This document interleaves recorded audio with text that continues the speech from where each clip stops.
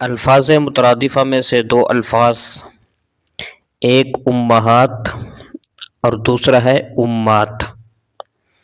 تو ان دونوں کے درمیان فرق کیا ہے اس کو بیان کرتا ہوں۔ یہ دونوں الفاظ جو ہیں وہ امن کی جمع ہے، امن کا معنی ہوتا ہے ماں،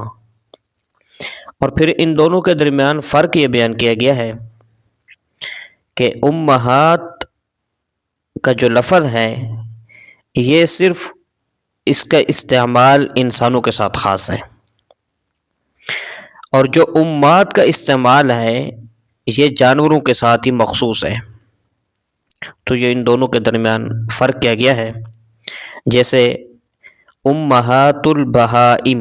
یوں نہیں کہا جاتا بلکہ کہا جاتا ہے امات البہائم،